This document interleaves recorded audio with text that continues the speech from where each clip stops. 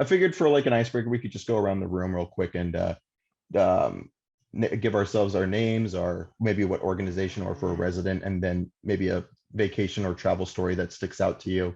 So, for instance, I'll start off and saying my name's Spencer Fern. I'm the Delta Science Coordinator with Restore the Delta, and going to be kind of spearheading the HABs, obviously. So that's what the meeting's about. But my favorite travel story was a few years back in 2016 when I was still in college. I got the opportunity to go out to college in New York through a exchange program because I kind of wanted to stay stateside, but always wanted to go to New York. And me and one of my good high school friends went and did a cross country trip across the U.S. in a car. So it was fun to stop in Yellowstone, Chicago, Hershey, Pennsylvania, and they have a theme park there for the Hershey's chocolate. It was kind of cool. And obviously got to stay around in New York and keep a car to be able to drive through. So yeah, I don't know if I'll just kind of popcorn it over to people I see, but Jessica, I'll just popcorn to you.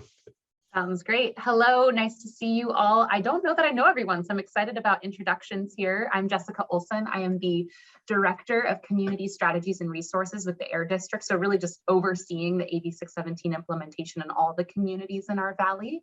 A travel story. My husband's in the military, so I have met him a couple times while he's been on deployment. He's in the Navy, so they pull into port.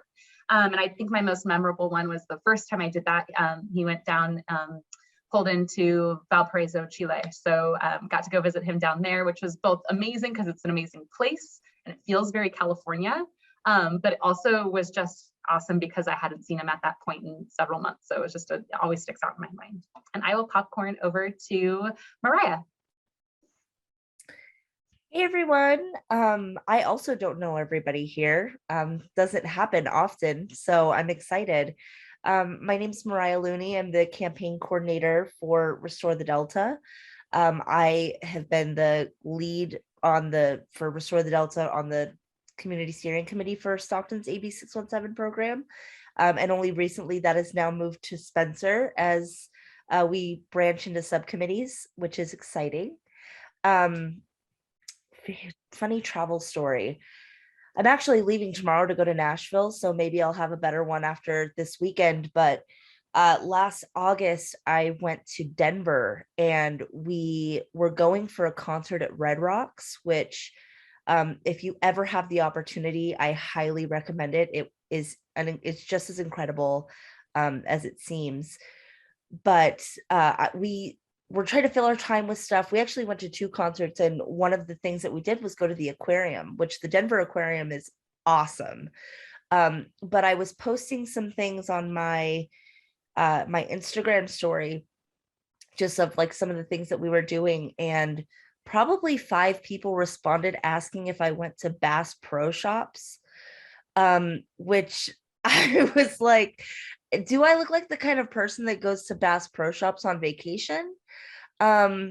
So that was really funny, and it stuck around. I don't think it looks like a Bass Pro Shops. I think it looks like an aquarium, but you know, it's funny to think about how people see things that you're posting on social media, and I will never forget that. I will go ahead and popcorn it to Margot.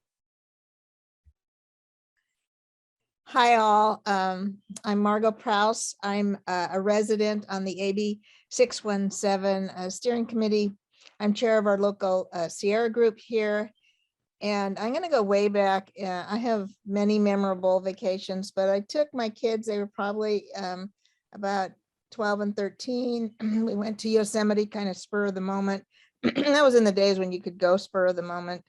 And we stayed several evenings, several nights. And one evening we had dinner at the Wawona. They did a barbecue. We hit it serendipitously, and it was the most unbelievably amazing food, probably because we were at such high elevation. And then happened to go to the edge of, is that Glacier Point? No, I think it's Glacier Point. Now I can't remember. Where they have a telescope. They have a 12-inch telescope there, and we hit it on the night when the sky, you know, was the new moon, so you could see the stars, and we could see Saturn. We could see the rings. It was like, oh my God, it's real. pretty dramatic.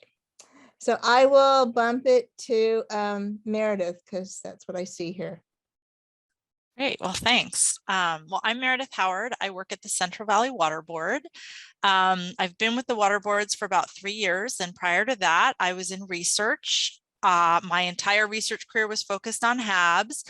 I started in marine HABs, and I've moved into kind of freshwater and estuarine HABs. And I've never done the air stuff. I've only done water. So I'm actually really excited you all invited me to this because I'm just really curious to hear what's happening. This is such an emerging issue, just nationally even. So my vacation story is a combination of a HAB story and a vacation story. My parents live in Florida, and one year I went out there for vacation, and Florida gets these huge red blooms, red tides that produce brevetoxin, which is an aerosolized toxin. And for years, I would go to these national science conferences and hear all about brevetoxin and see these presentations on like studies they're doing on the beach where they have people breathe into these aerators and they're measuring things, and they've got all these air measurements. And I literally walked from like the car to the building, and I couldn't believe it just completely overtook my whole respiratory system. I was coughing and choking. And so it was memorable because I finally got to experience what it's like to ingest brevetoxin, which is not great. I recommend avoiding it because I wasn't hanging out at the beach all day. I just was walking from the car to the building, and I couldn't believe how in such a short period of time it could have such an effect. So that's my vacation story. And I should also say, in the Central Valley Water Board, I am the section head for the planning section, which means that I oversee a lot of different programs that we have. And a lot of them are focusing more and more on HABs. And let's see, I'm trying to think. I think that's it. And I will throw it to Karen since she's in my section, and she is actually our HAB coordinator. So I'll let her introduce herself. Thanks. Yeah, I'm Karen Atkins. As Meredith said, I'm the freshwater HAB coordinator for the Central Valley Water Board. Before that, I was also studying HABs in graduate school. So all water focused as well, though, just to echo more of what Meredith said. I'm excited to move into this air component and learn a lot more from all of you. I also have a HAB related vacation story, but this one's a little more fun, I think. Actually, most recently, I went to Puerto Rico to see the brightest bioluminescent bay in the world. And it was absolutely incredible and really fed into my HAB nerd soul. So yeah.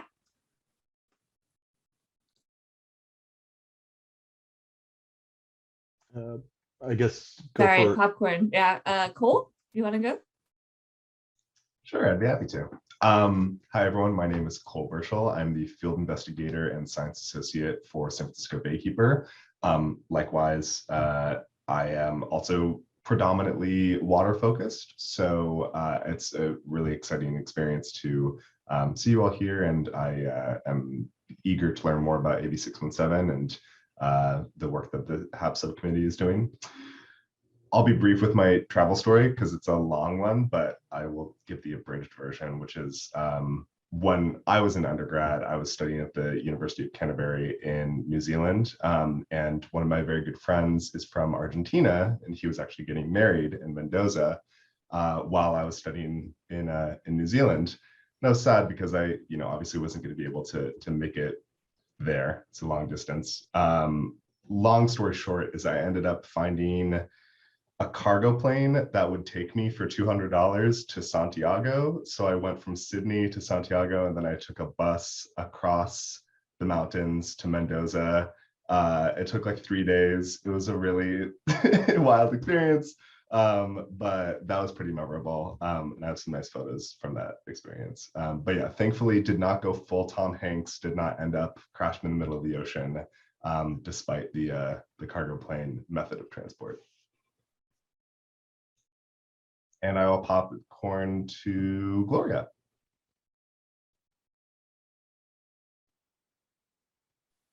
Do you say Gloria? Nice. Okay. I did, yes. So I'm Hello, everyone. My name is Gloria Alonso. I am with Restore the Delta.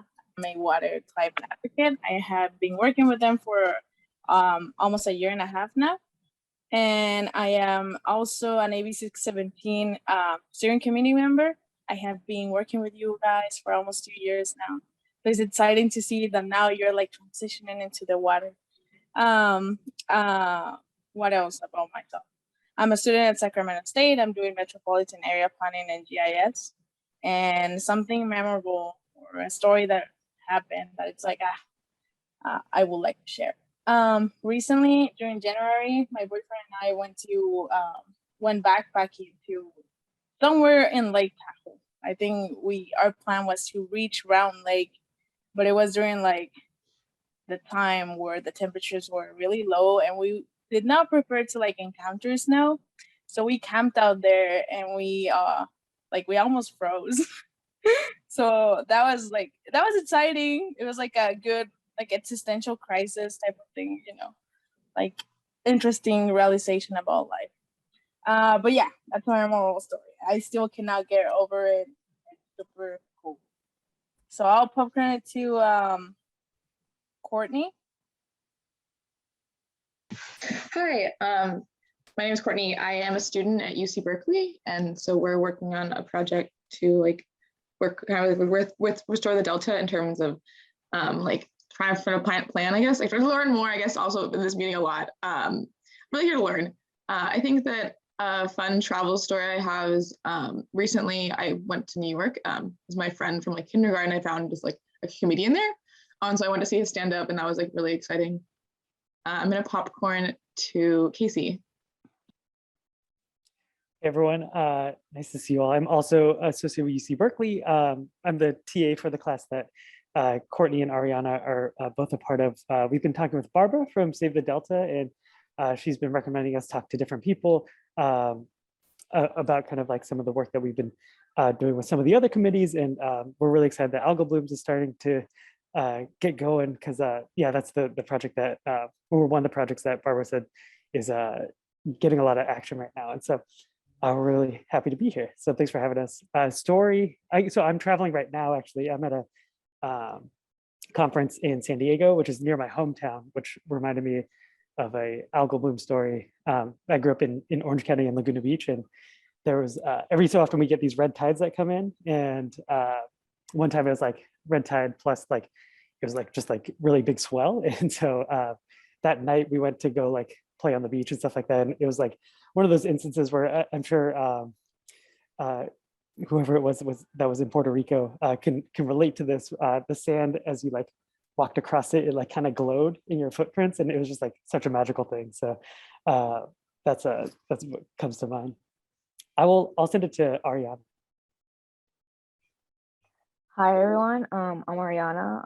I'm part of the Algal Bloom group for our project, and funny travel story. Well, I don't think it's so travel, but more memorable. I went traveling to Cancun and I explored the underground river called Rio Secreto, and that was really beautiful to see. Thank you. I'll popcorn it on to Douglas. Thank you, Ariana. My name is Doug Vigil. I'm a 617 resident. Water is like my second getaway to go out. You know, I'm an Aquarius, and I just like going to the water and just go out. And every time I go, when people tell me, let's go to the water, I say, which place? Where? So I love water. So it keeps me grounded and everything. And my memorable moment was at Clear Lake. When I kind of learned, my uncle was trying to teach me how to learn to catch carp, you know, and I would kind of like going along and saying, hey, what is it? And then one couple of times I caught catfish, and I didn't know. And she said, Doug, be careful, you know, you need, you know, they cab, you know, they have one of those points on their fin. I'm like, well, I didn't know, but I got jabbed a couple of times, you know, so it was kind of like my uncle was just kind of like, well, yeah, are you supposed to protect me with this fish, you know? So, but it was And also, just the water, he used to tell me that it was kind of like the water was kind of mercury, got a lot of mercury, can't be eating a lot of fish because of the mercury and all that stuff. So you can't swim there. I was like, oh, come on, but I like being by the water, it helped me meditate, it helped me, look at wildlife and everything goes with the universe and everything like that. So, and also I'm an advocate for people with disability, disabled. So sometimes, water is our essential being, a life, a commodity. Yes, I definitely, I enjoyed that. So that's probably my memorable experience by that, getting hurt near the water. Okay, thank you.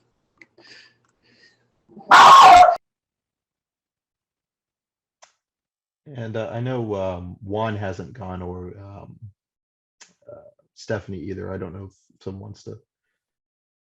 I forgot to give a name. How about Nate? I can go next. Hi, everyone. My name is Stephanie, and I am an air quality specialist in community strategies and resources. So I work with Jess on AB 617. A memorable travel story. I'm surprised that so many people have stories. I don't have one of those to share, but a memorable story I do have is a few years ago, I went to Costa Rica, and my friends and I naively thought it would be a good idea to rent like a manual car when we were in Costa Rica, and we all kind of knew how to drive it, but it was very interesting to navigate kind of many unpaved roads, kind of learning how to drive stick. So that it made the trip very memorable. And I'll pass it to Juan Luis. Thank you, Steph. Good afternoon, everyone. My name is Juan Luis Carranza, Senior Communications Rep here at the Valley Air District. Memorable travel. Okay, so I was actually born and raised in Mexico, the state of Guanajuato to be specific. So I got to the US and realized what I was missing back at home. I went back to my home state, which is the state of Guanajuato. It's one of the most beautiful and colonial cities you'll find in the country.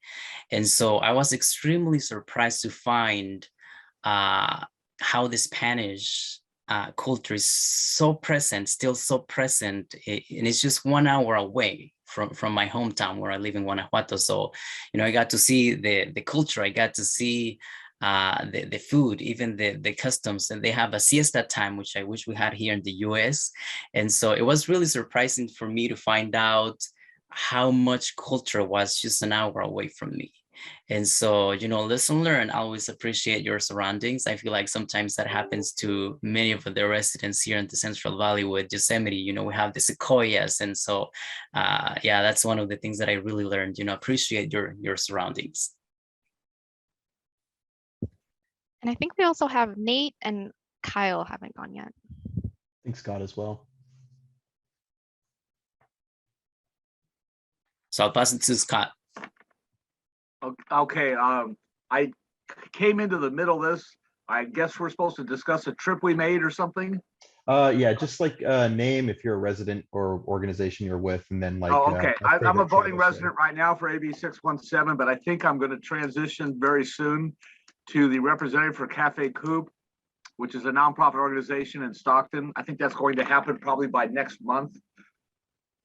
So that, and I'm a Stockton resident, pretty much lifelong resident of this area, except for going to Chico State and having spent some time living in San Francisco and Hollywood and Las Vegas.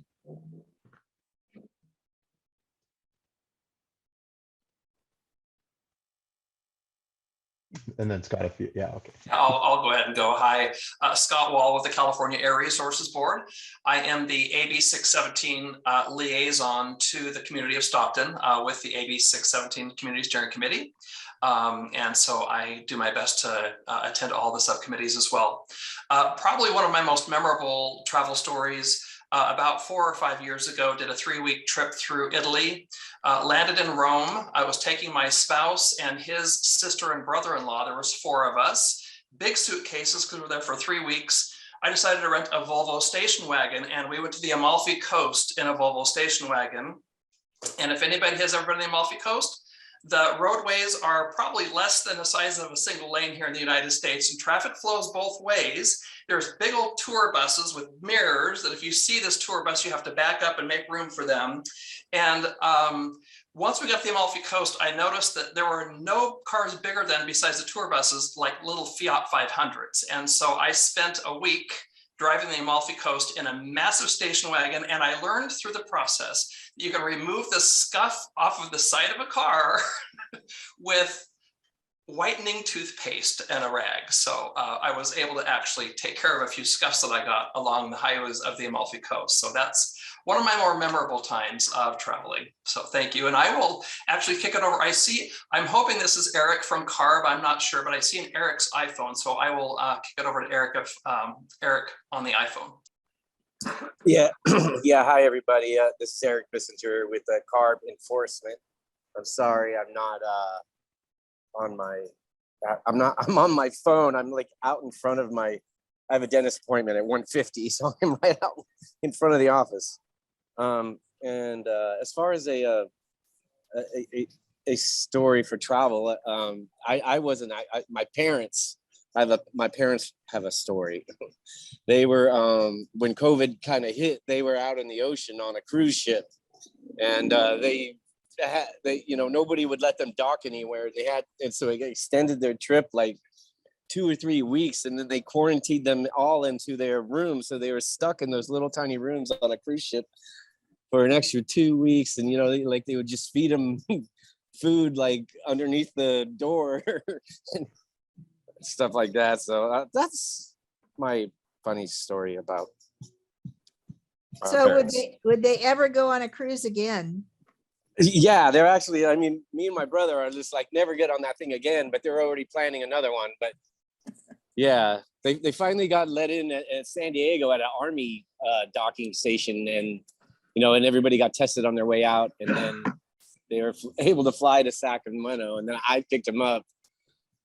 And we're all masked up and driving home, not knowing really what was going on in the world.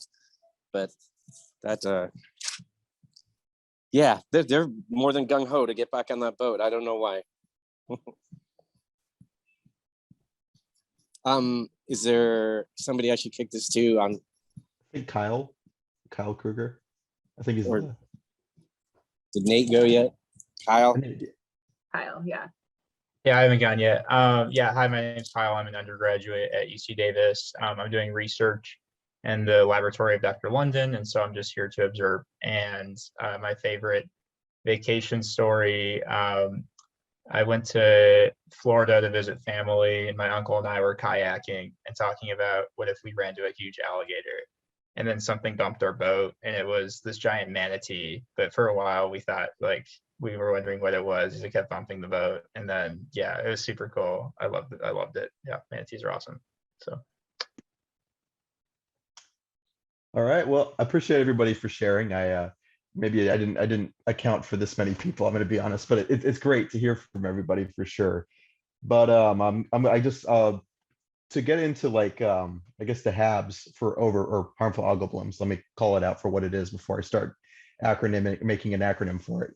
But harmful algal blooms, and I guess what are they specifically? I know most of the water board folks here and Cole and already know what HABs are, so if it's just going to be more repeated information. But harmful algal blooms are these algae that form at the top of water surfaces, whether it's freshwater or coastal, with the sea water, like the red tides that were mentioned earlier. But at least for our case, it's going to be freshwater harmful algal blooms that we're going to be focusing on.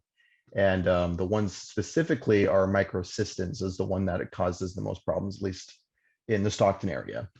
And essentially what harmful algal blooms are is they will essentially get nutrient loaded with either ammonium or phosphorus, nitrogen, essentially point sources, either through industrial runoff, agricultural runoff, even still waters, stagnant waters, which if you guys are familiar with the Stockton port with Mormon Slough, that area gets very stagnant because there's no exit of the channel. And what will happen is the harmful algal blooms, the algae will bloom, quote unquote, and it'll cover the surface of the water, which they will take up the dissolved oxygen and they'll prevent the sun from kind of reaching the bottom of the water. So any of the other plants that have photosynthetic activity will be outcompeted and essentially kicked to the curbside. for lack of a better term, and kind of kill the fish in the area. And as well as that, there's also problems with ingesting the harmful algal blooms, whether that's through water or being able to drinking the water or getting it into your nose through like just the same kind of mode of operation. The problems that come up are lung disease, liver disease, and there's a few other things that I have not privy to yet, but essentially it's not good. It's not good, but obviously all of this is like water quality issues. And for the air people here, you're probably asking, what does this have to do with air quality? And of course there's that aspect of it because, and I'll go into it further in the future or a little bit later in this meeting. There are people looking into the aerolization of the harmful algal blooms through like mist or waves bringing up the blooms into the air. And so with that, and with the Stockton port being right in the central to South Stockton, if the mist is getting into the air, into the neighborhoods in the area, that could be a huge issue, especially if the toxins are attaching to people through the air quality, and especially how far that those toxins can go. So that's something we're really beginning to try to look towards and see if that'll hopefully not be a case, but you always want to be more careful with these. But aside from that, what we're doing at Restore the Delta is, and I mentioned it in on the agenda, there's a map we're using, and we're going to be testing 7 different sites in the Stockton Delta, all the way from the Morelli boat launch, which is right across from the 5-Star Marina, all the way up to like Buckley Cove in like Brookside area. And we're going to try to be getting that data every single week for microsystems specifically. And when we put that into the water reporter map, we'll be able to have actual mapped data, and you'll be able to see it, visualize it. And hopefully by that point, we'll also have pictures of the blooms. And essentially what we're trying to do is when we have that data pool, we'll be able to work with the other groups that are working with the air quality side of things, and then be able to see if there were spikes in air quality issues in those points in times when there were rather worse harmful algal blooms. And obviously we would prefer there not be any harmful algal blooms, but I just don't see that being the case. But in saying that, moving on to the part, well, actually, let me take a step for a second. Is there any questions about any of that? Well, are you going to talk about what can be done? Is there anything that can be done?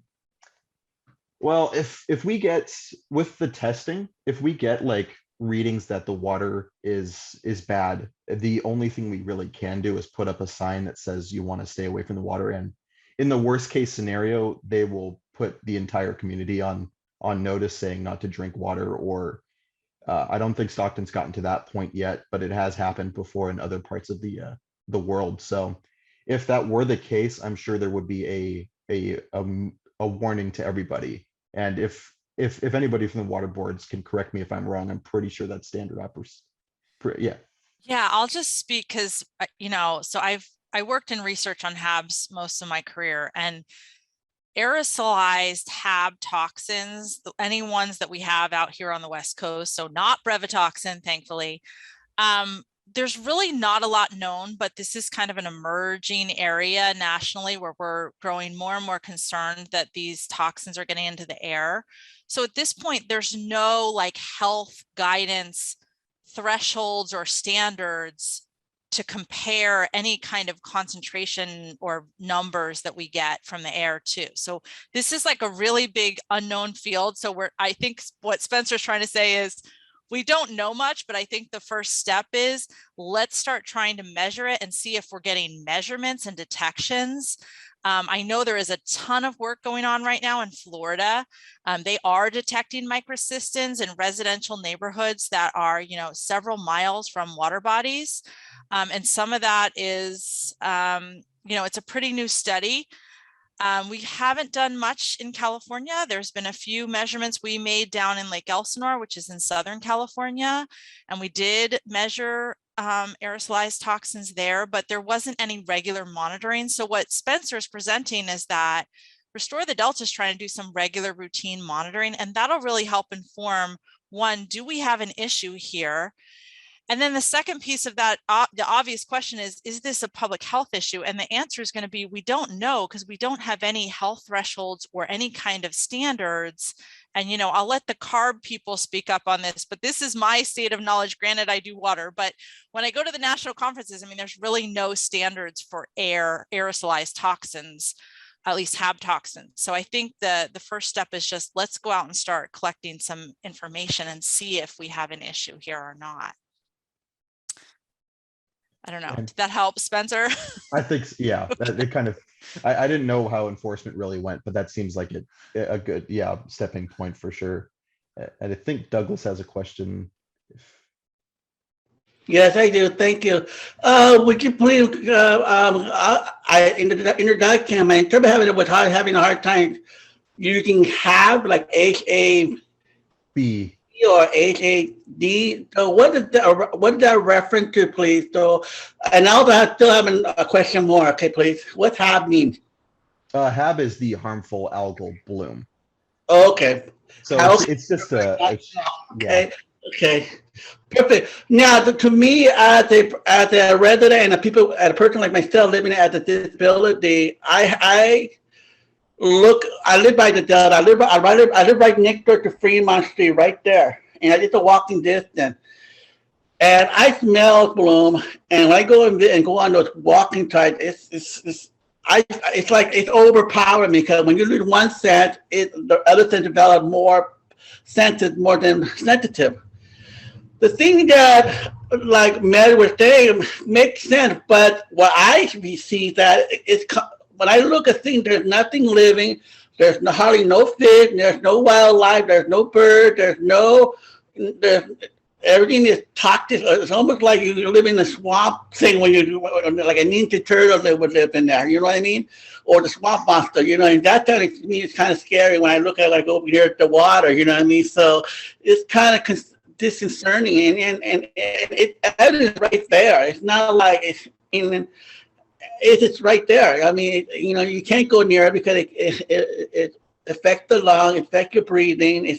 You can't breathe because it stinks. It's really nauseated. So it's evidence right there, right in front of us. But like she said, we need some kind of evidence to show support the data that, yeah, that's very harmful for us and for our children, because they're sensitive, they're longer vital as well. But we need to focus on our youth as well as our elderly too, you know, when they have lung problems, the deficiency. So definitely that's something that we need to look after those things. And that's why I feel that the Delta is it's dead to me. It's like it's nothing really living there now, you know, so thank you. Yeah. I also think Scott mentioned in the chat that it's kind of new to the Air Board people as well, at least for standards or measures that need to be found. So I guess in the work that we'll be doing, we'll be trying to find those right standards eventually.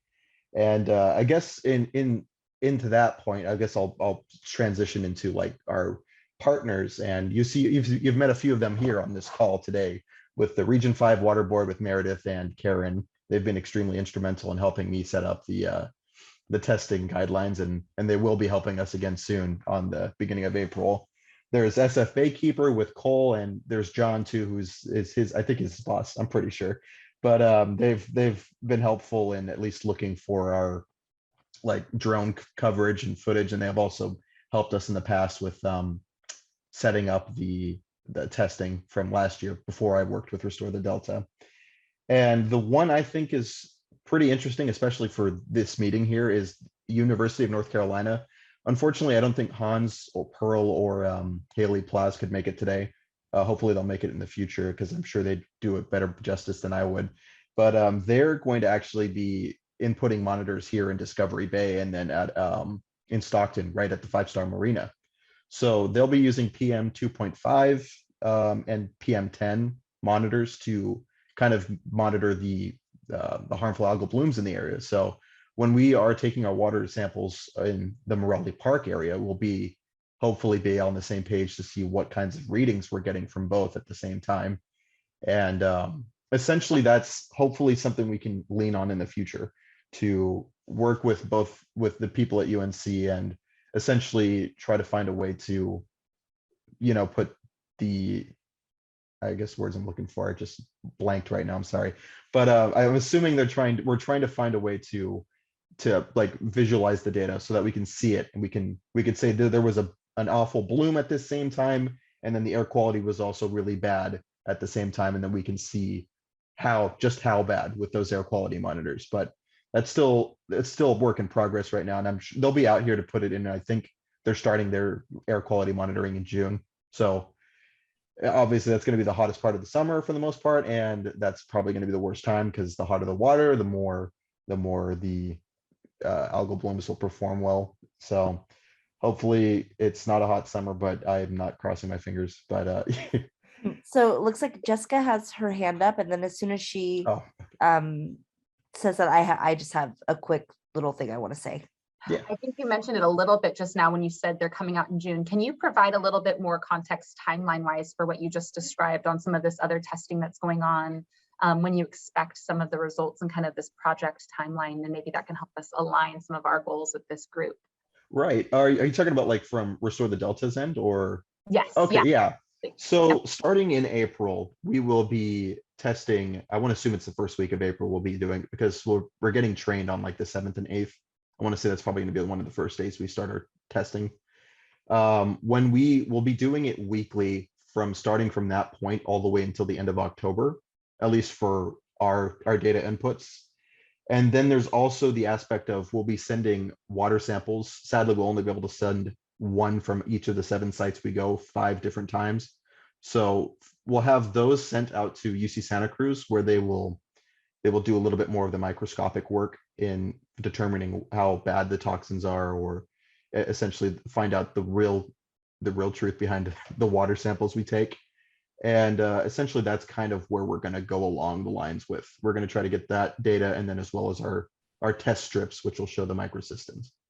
I'm also curious, just knowing, I think we've all learned this a lot through the 617 process, and we've done on the carbon district side, done an effort to explain. Obviously, we all know that PM 2.5 and PM 10 can be a variety of lots of different things. And especially when we're talking about up near the Delta, we all know that there's lots of sources. That's a lot of concern and a lot of discussion.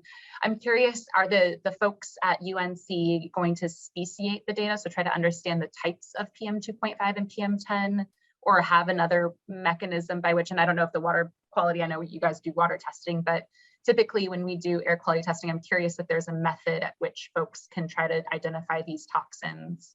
I know they briefly mentioned something about having to, when they were talking about the filters they used, they were talking about how that was hard to isolate certain things from the filters, and they had to go through a painstaking process to do so. So I think the goal is to do that, but they're just trying to find an easier way to do it, if that makes sense. Yeah, Spencer, if I could add a little bit there, it seemed like they don't really have a great method to do that right now, but they're going to see if they can kind of back out some sort of, maybe with cyanotoxins or something like that, sort of back something out. But it definitely wasn't a promise. Yeah. Yeah. Awesome. Thank you.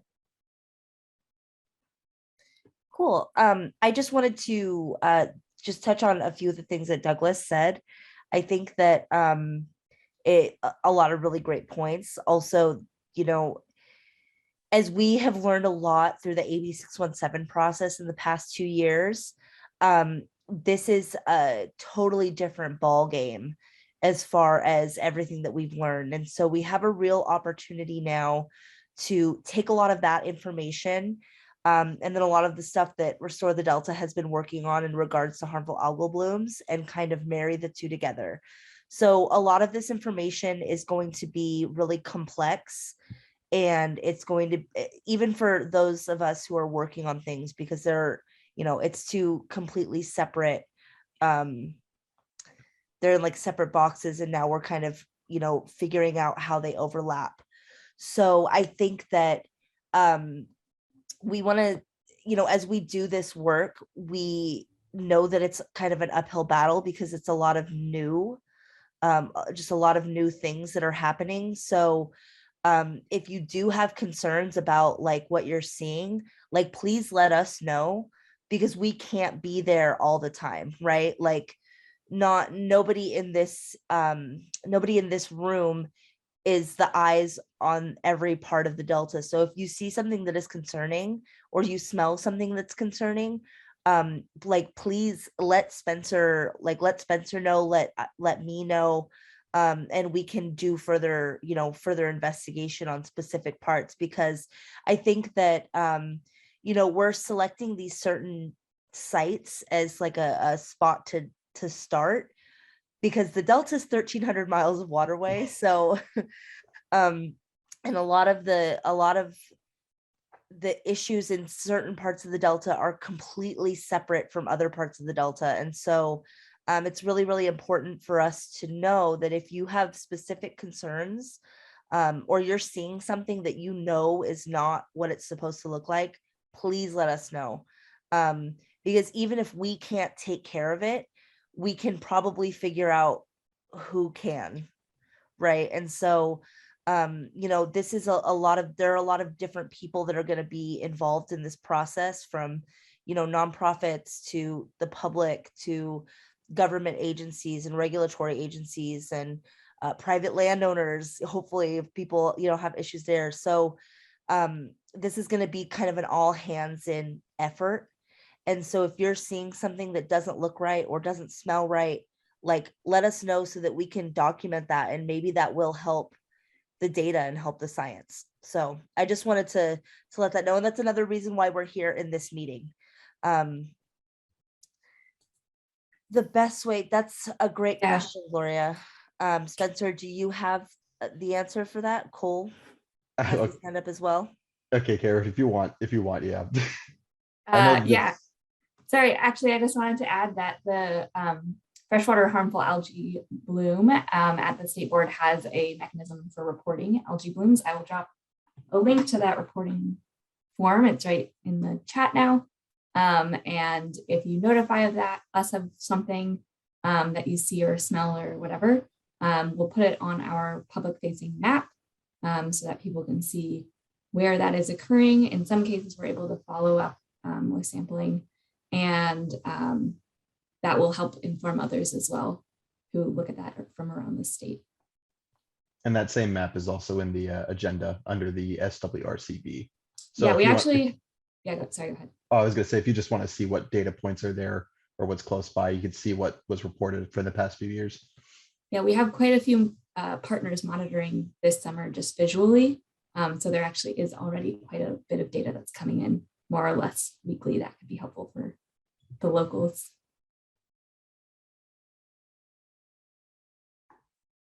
And Cole has his hand up. Oh yeah, Cole, sorry. No worries. I just wanted to add a quick addition to the note of observations.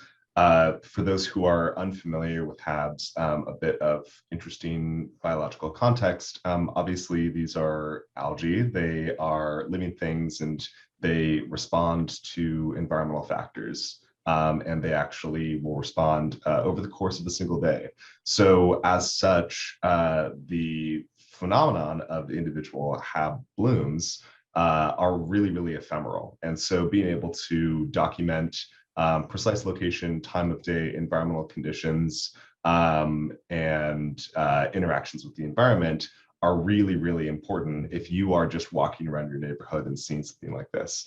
So if you have a camera on your phone or have another way of documenting just visually what things look like, or just noting in detail, again, time of day, where you're at, what you're seeing, that is really important, because all of these efforts, whether it's the PM 2.5 and 10 monitoring, whether it's the test strips, it's the repeat drone and satellite imaging that we're doing, all of these are about establishing a record of context. So being able to add with your own observations is more helpful than I think most people imagine. So I think that the link that Karen provided also has the ability to accept imagery as well. And so you can upload your imagery through that portal. No, that's a good point. Any data helps, and especially if it's put on the website, somebody will go out and and investigate for sure. I know that for sure, because sifting through that data, you could see like the dates and reports when people went out to go see if and confirm and put advisories up. So it's a handy tool for that as well. But if there aren't any more questions, I'm gonna move on to the next steps for at least next meeting. Okay.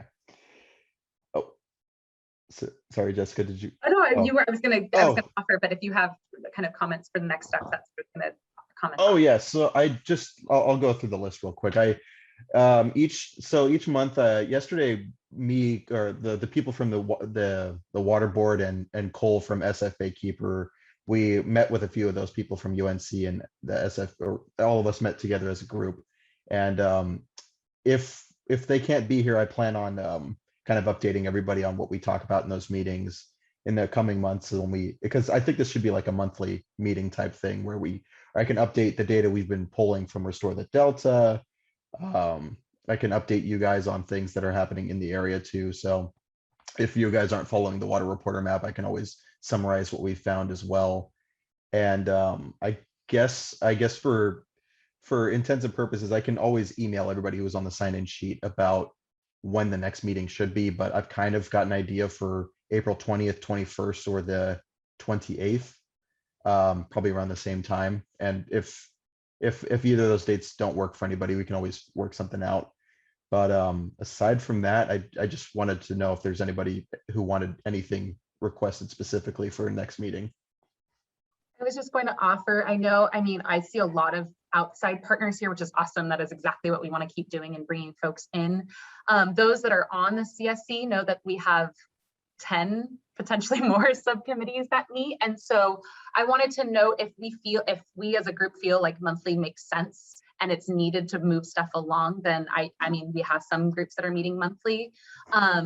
But if it does feel like, and if those meetings that you're talking about, Spencer, are also happening monthly and it makes sense to report every time, I also don't know how many people, and maybe I'm totally off base, would you say there's a fair number of people on this call that are also on those calls, or does it feel like it's a different group? Because I also just I wonder if it makes more sense to make these maybe every other month, or to help point people that are on this group to those meetings if they are open to hear directly, so that we're not repeating and folks are hearing the same back and forth, and we're just kind of keeping, honoring maybe some time that people are spending with us volunteering. That's fair. With our groups, we've got the water board folks that are here as well. It's kind of a smaller group, and I want to say that there's more people in this meeting than there were in the meeting we had yesterday. But aside from that, I feel like it could be helpful to maybe every other month would work too, because I'd have a lot more data at that point too. I see Douglas has a question. Yeah, I agree with both of you between Jessica and Spencer, but my concern that we're getting closer to the warming part right now. We're just getting spring and we're getting warmer and warmer, and that's when everything starts creeping in, and we need to have data how the weather to begin and how to end. So if it's starting, we need to get a starting point at what started when the temperature rises up to the point where the algal overbursts, or it could be the water turns green, and I'm pretty sure that July we're gonna have those wheat pull out, those high chin pull out of the delta every year. That's what happened. Almost every year. That pretty much. I'm predicting it happen every year, so it's eventually gonna pull out. We're gonna get a machine and gonna pull that out. So those things are very critical. I don't think we should have it every 2 months. It should be like once a month. See what data are we having coming up? How the water's going to turn green gradually toward to the full substance of the smell. So those are the things that we should be discussing the beginning and to the end. At the science. You all for April. Maybe I'm just we do monthly kind of to your in the summer when I'm just wondering quite. Well, what my point is, get the team to something that might overlook. That's all I'm saying. I'm not talking. No, I agree. I wonder if just maybe for the sake of the April meeting, will any of the data, it sounds like you're not even starting until kind of beginning mid-April. Will you have data by the 20-something to share, or do we think maybe we start in May and then maybe monthly? I mean, we'll have testing data. I don't know if the blooms are going to show up in April. I mean, they might. And if that's the case, that'll show up in the data results. But I mean, we'll have data. I'm not sure if it'll be specific to how bad the harmful algal bloom season is going to be. But it's just going to be the start at least. We'll have some form of a trend, at least a baseline. The only thing that I want to say about keeping two meetings separate, I think that the meeting that happened yesterday is more like an internal planning kind of thing, and this is more how we use those things, and then how we're testing to talk to the public about it in regarding in the scope of the AB 617 particular, like that area in particular. So also, Douglas, I do see your question in the chat. I'm going to put my phone number in my email, and then I'm going to put Spencer's email. But if you want to give your phone number, Spencer, you totally can. Totally fine. Yeah. But yeah, so I'm thinking that having those two meetings is definitely probably important, because more technical staff can go and be a part of the more technical meeting, and this is more how we kind of disseminate the information to the public. So yeah, that's my only thing. I know that we do have 2 minutes left, so I'm just gonna put my stuff, and this goes for anybody who needs to contact us. Please feel free to. If there are any last questions, now would be a great time to ask.